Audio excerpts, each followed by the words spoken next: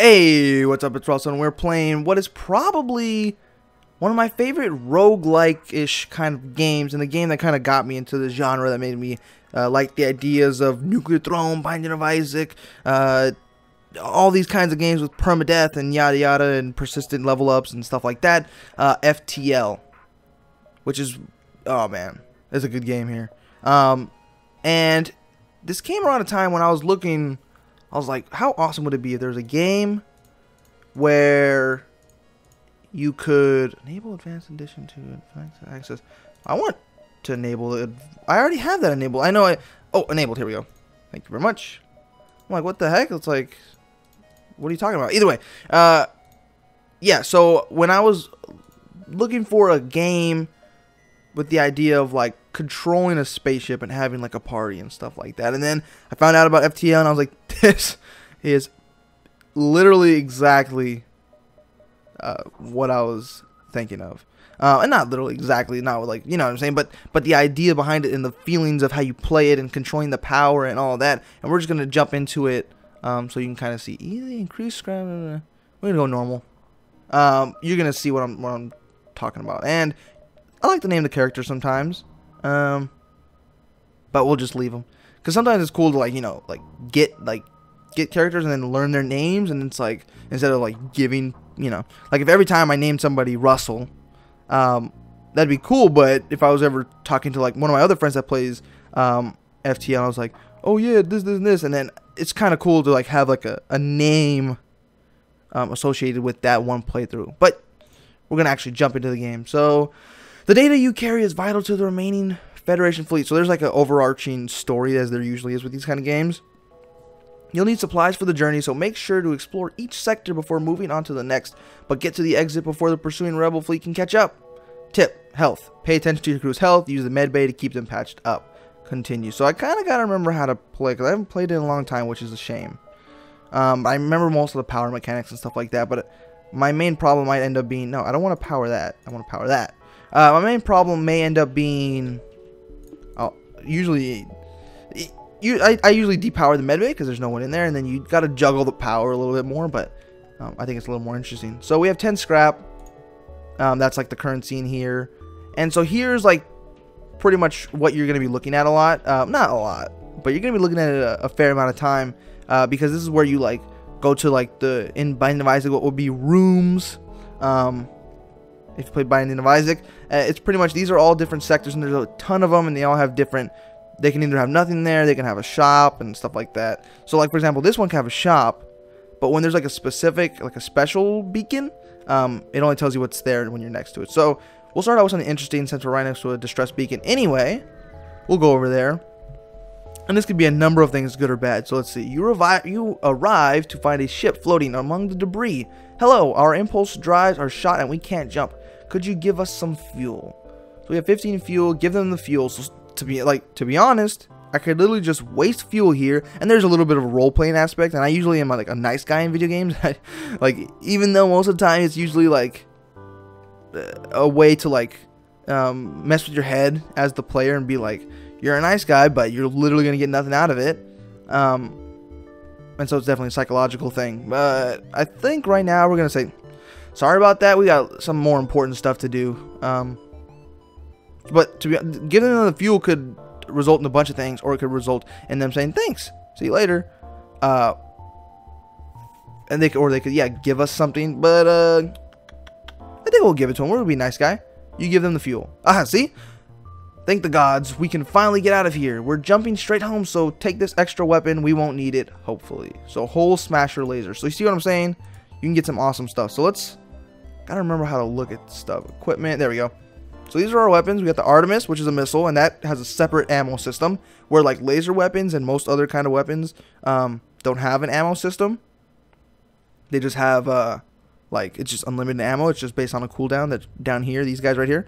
But this does have an ammo system. So I usually like to save these as last ditch effort, because they do a lot of damage. They can break the hull, which could cause breaching and then lose oxygen, and then people suffocate, and it can do a lot of cool stuff. And it goes through shields, if I remember correctly. Missiles do. Okay, so this is the basic one. Burst Laser Mark II, slightly improved version of the burst laser that fires more shots per charge. So you can see the required power is 2, charge time 12 seconds, shots per charge 3, normal damage 1, and then fire chance low. So every time it hits the hole, the enemy hole, it's going to do 1 damage. And you got your health up here, and the enemies have their health right here. Hole Smasher Laser, a powerful laser designed to maximize hole damage. Required power 2. Charge time 14 seconds, shots per charge 2, normal damage 1, breach chance low, but twice the damage on systemless rooms. So that's good if you're, like for example, if an enemy used that on this spot here, it would do 2 damage, it would take away 2, and if it used it on the shield area or all these different places, it would do less damage, it would only do 1. And usually in the beginning here, I like to organize people and be like, okay, I don't want anybody in the engines. I prefer you in the shields. I don't know if that's better or not. I know having somebody in the engines increases your evade, but for whatever reason, I always liked having somebody in the shields because I think it replenishes your shields faster. Because for example, like I was talking about earlier, this weapon, we have 3 power on here. Okay then. Yeah, I don't know why that wasn't powered up earlier, but this weapon does 3 shots, right? So let's say this was an enemy. He has 1 shield.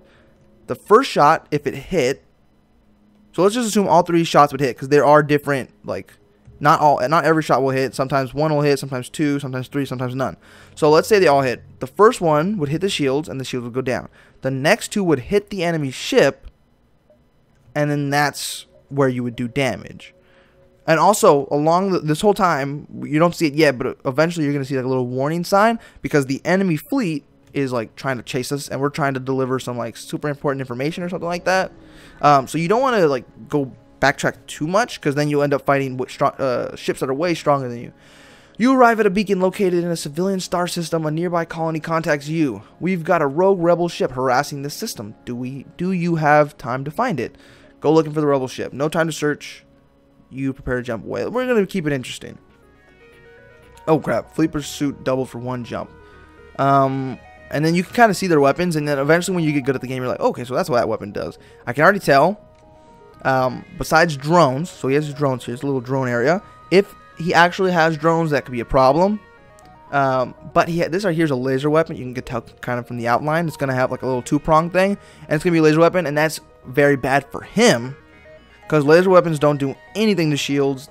Once the shields are down, then they do damage, and they could mess you up pretty badly, but you have to have no shields. So if he does have a drone that'll take down my shield, then it'll be a problem. But either way, let's finish. Let's see. After far too much time spent searching, you are finally able to track him down. You go into the fight, pondering just how much of a head start you've lost on the rebel fleet. Okay, so this is going to be a pretty boring fight, because he has a laser drone and a laser weapon. I don't know why these evil enemies... What is this? Trying to remember. I don't want auto fire.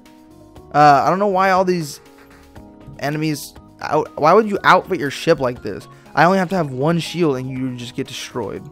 So the best thing to take down would be his shields, because that'll allow us to do more damage, because literally this is just not even a war of attrition. It's just a war of eventually I'm going to kill you.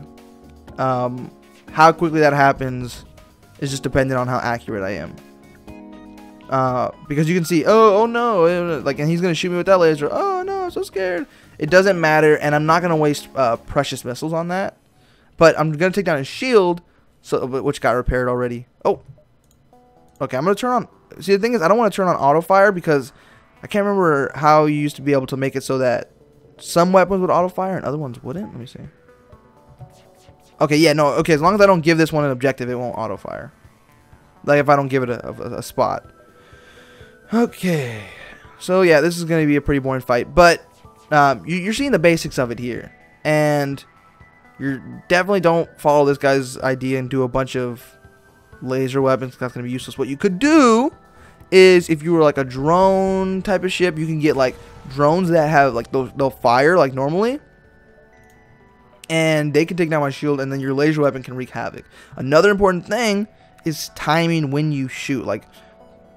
It's kind of weird, because sometimes that fight, it doesn't matter when I shoot, unless I was going to use 2 different weapons. But with those laser weapons and stuff like that, you don't want the laser weapon to shoot until the shields are down. And sometimes shields can come up very quickly, depending on how powerful the ship is. So you want to like time your weapon to like. That's why the whole pause mechanic is awesome, because you can just pause it and then like click. Okay, now you shoot. This is exactly the moment I want you to shoot, and then it does its thing. A rebel ship hails. We did not fight a war to let a single Federation ship shatter our dreams of a better galaxy. He locks weapons. So he's trying to fight us. Okay, enemy repeatedly attacks your ship. Can be shut down by damaging the enemy ship's drone system. So this guy's actually dangerous. Not really with... Like, he's dangerous in a way, but I think if we take out his weapons, he's useless. Because the only thing that... Okay, if this shoots us once per quote-unquote second turn, however you want to say it, our shield will regenerate. It's kind of like the same thing as if he had a laser weapon. Because if he does 1 damage, and then my shield comes back and he does 1 damage, he'll never hit me. But the missile will hit me whether or not the shields are... It'll hit me no matter what. So what I want to do is target the weapons first. And I can just do that because the Artemis is going to go through shields or not, so I don't have to time that. So you can see here, watch, see? So that's not going to hurt me at all. Now this is the problem coming in right there. Luckily it missed, and we got rid of his weapons. So now we do have extra missiles, so what I'll do is I'll put the missiles on the shield system. One thing I always did, I don't know if this was just like a psychological thing or if it actually made sense, is use the weapons that could pierce shields to attack the shields. And now that I think about it, it's like, yeah, that's obvious. I don't understand why that makes perfect sense. Because it's like, but like it makes sense, but I don't think it's as necessary as it sounds. It's trying to escape. So what I can do, sadly it was a little too late, is that's gonna hit his it's gonna hit his weapons, but I want to take out his engine because he's trying to get out. And it's charging right now because they did that. I think that one went. No, that one went for the shield. So he's dead. So that was fine. But if there's no person in your cockpit or in your engine, no, the engine is fine. But if there's nobody in your cockpit, then you can't boost away. Like your FTL drive won't charge. So if you need to get your captain to get off of the cockpit and repair something, it'll delay that, which is probably what happened in there. And right now we can't see what's going on in there. But you can upgrade your sensors. You can see right here we have the subsystems, which you don't really need to like mess with the power. I don't think they actually the power affects them at all. But fully functional. I think unmanned just like makes it effectively one higher power. But yeah, you don't. The power here is its own separate thing as far as I know, and this is the power that you have to balance around. So you don't have to worry about too much. And we haven't had to do any real crew micromanagement, which is probably my most the part I like most about the game is having to like balance your crew and bounce them around to different areas.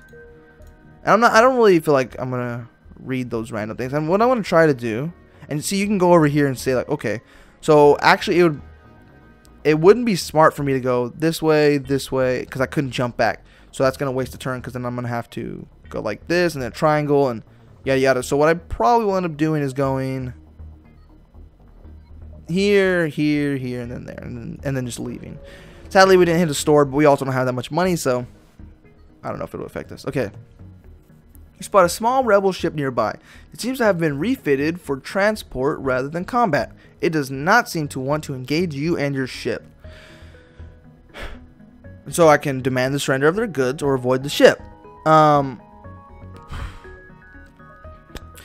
this was funny because I was thinking about this, like, so I actually wondered who were the quote-unquote good guys and who were the bad guys, because, and again, that's probably kind of like one of like a little bit of like a, how do I say, like a part of the storytelling is like, does it really matter? Like, your side is always going to look like the good side, so it doesn't like what's good and what's bad, because the enemies were talking about, oh, better galaxy, that could mean keeping like having slavery or something like that, but we don't know, and it's also not very important.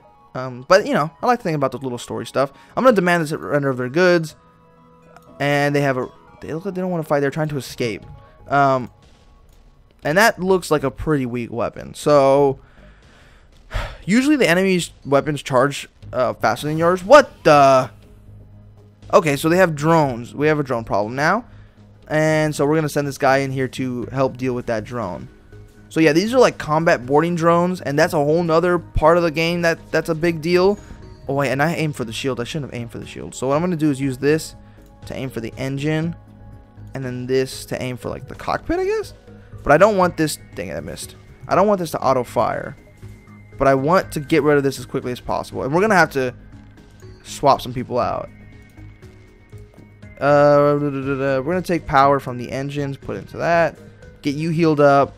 And we're going to need to repair this because we're losing oxygen in here quickly. Alright, they can't leave now. And we got to get you out of here.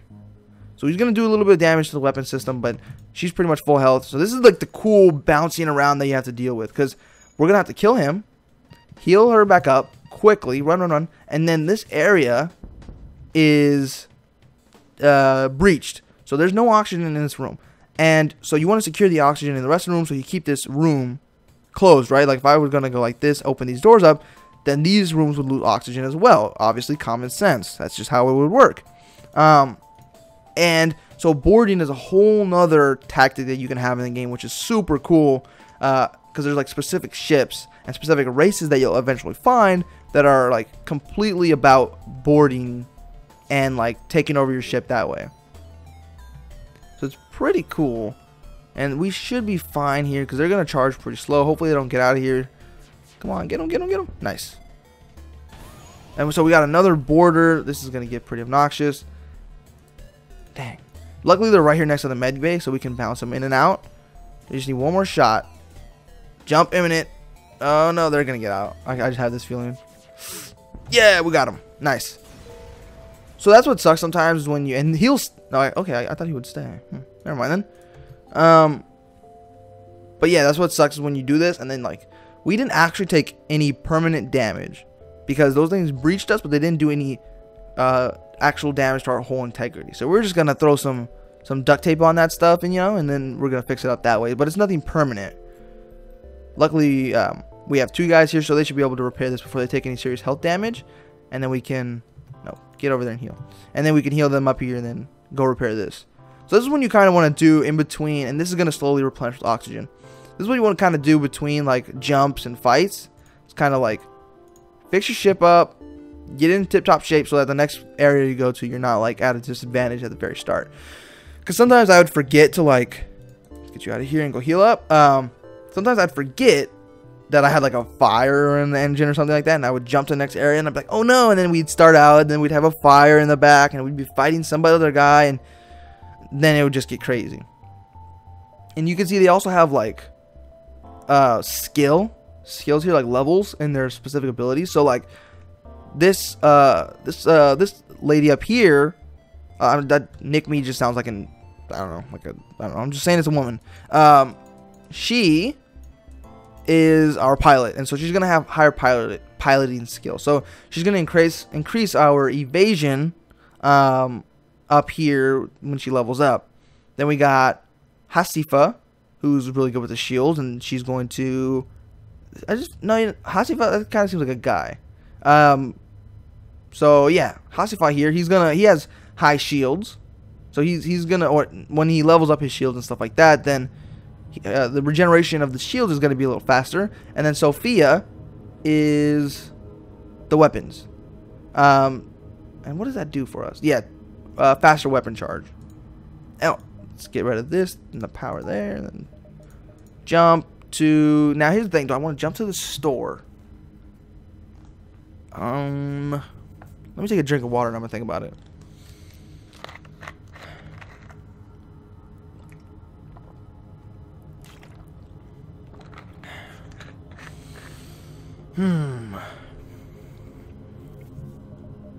We have 58 scrap, and we do have weapons that we're probably not going to use.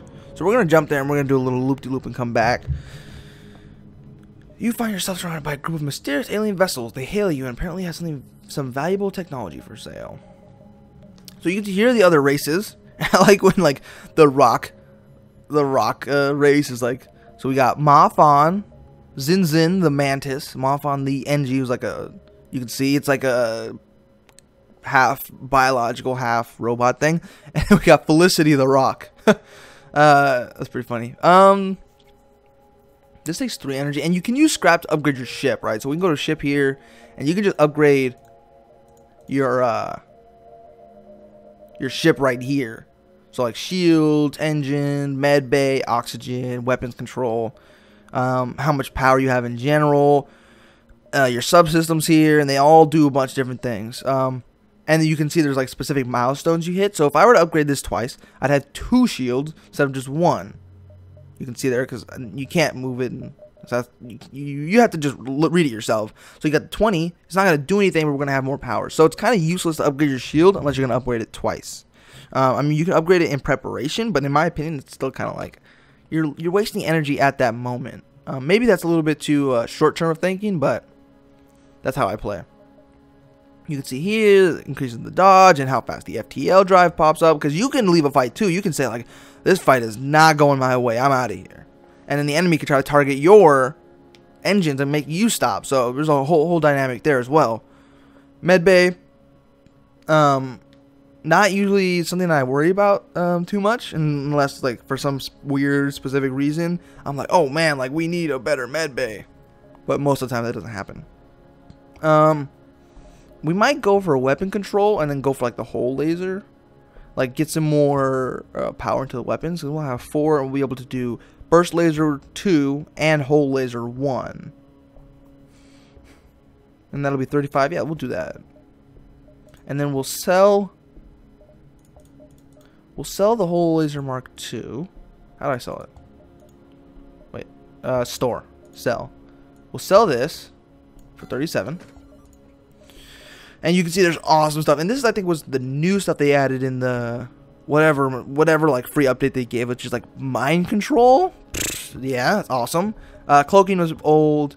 Drones obviously old. And then it's also cool. These guys have like their own little special stuff. So you can see the NG, however you want to say it. I usually say NG. The NG are like robots, right? So they can repair stuff faster, but they suck at fighting. The like praying mantis people, you can see the mantis disregard for individual lives led to their evolution as a vicious warrior race. So obviously they're gonna attack faster, or they're gonna do more damage, and they move faster to like fend off invaders and also invade the enemy ship. You got to get a teleporter for that. That's a whole nother thing as well. And then halved repair speed, so they can fight really well, but they're like praying mantises, so it's kind of hard to handle all these sophisticated tools with their giant claws. And you got the Rockman. So the Rockman of Rockgross 4 are rarely seen and are known for their fortitude. Immune to fire, so they're awesome at putting out fires, because fires will do damage to like almost everybody else. Movement speed is halved, so they're really slow, but they also have a bunch more health. So they're actually pretty good at fighting and putting out fires. So these are like the tanks. So you can put these guys in there and let the enemy deal damage to them, and then you can have like your little mantis on the side doing damage. Because you can kind of manipulate who's taking damage and who's not by like moving people in and out. And we have a bunch of humans. Humans are like the basic. Nothing special about them, but also nothing wrong with them.